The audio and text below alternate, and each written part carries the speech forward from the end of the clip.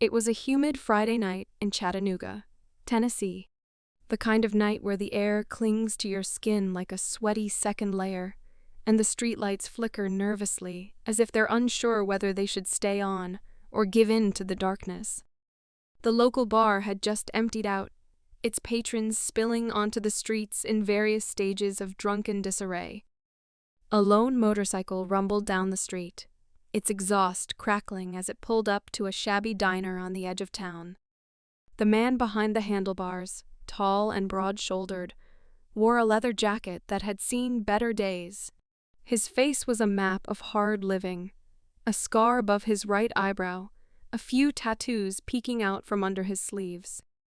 His name was Jack Grizzly Carter, and he was the leader of a notorious biker gang, the Iron Vultures. They were known for roughing up anyone who crossed them, and even the law had learned to give them a wide berth.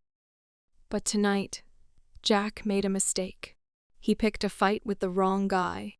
Inside the diner, a man sat at the counter, sipping coffee slowly. His military-grade buzz cut made him look younger than he actually was, and his posture stiff and measured spoke to a man who had spent a lot of time in formation. His name was Sergeant Eli Walker, and he had just come back from a tour overseas. His uniform was wrinkled, his boots scuffed, but his eyes were sharp as he scanned the room. Jack and his crew swaggered in, taking up space like they owned the place. They ordered a round of drinks, their loud voices clashing with the soft hum of the diner's jukebox. But Jack's attention was drawn to Eli. The soldier was a striking contrast to the bikers, calm, reserved, and clearly uninterested in their antics.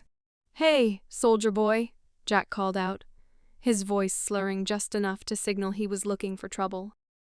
"You got a problem with us." Eli didn't respond immediately. He took another sip of coffee, then set the cup down with deliberate care. He looked Jack in the eyes, unblinking. "I'm not interested in your games," Eli said quietly, his voice carrying an edge that only someone who'd been through combat could muster. Jack scoffed, clearly not used to being ignored. He leaned forward, putting his elbows on the counter, getting in Eli's space. "You think you're better than us? What? You think you're still on the battlefield?" Eli didn't move. He didn't even flinch. "I'm not here to fight. But if you want to pick one, you'd better make it worth it." The bikers chuckled, amused by Eli's stoic demeanor. But Jack wasn't done. He stood up, knocking his chair back with a loud scrape. "You don't get to talk to me like that, soldier," Jack growled. With that, things escalated quickly. Jack shoved Eli, who barely moved. But the moment the biker's hand made contact, something in Eli snapped. In one fluid motion, Eli grabbed Jack's wrist and twisted it. The other bikers moved in, but Eli was already ahead of them. The soldier's training kicked in. He spun Jack around, throwing him face first into the counter. "What the hell?"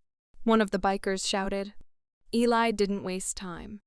He spun back to face the other bikers, his posture like a man who had been in enough firefights to know how to take control of a situation.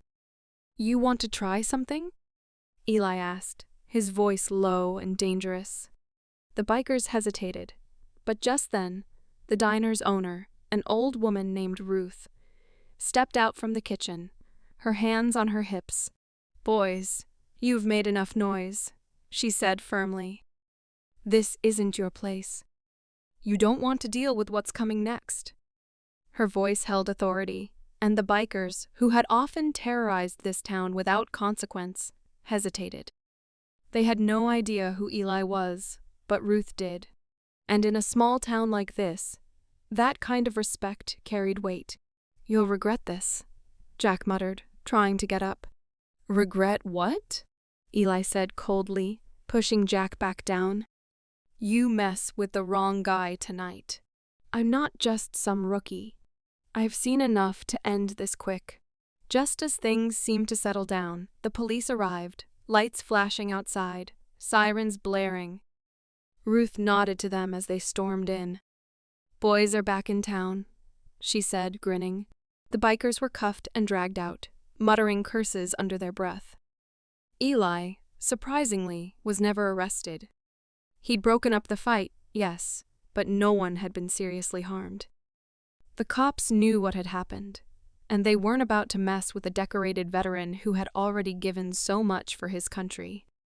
Jack was dragged off to the holding cell, his gang muttering about payback.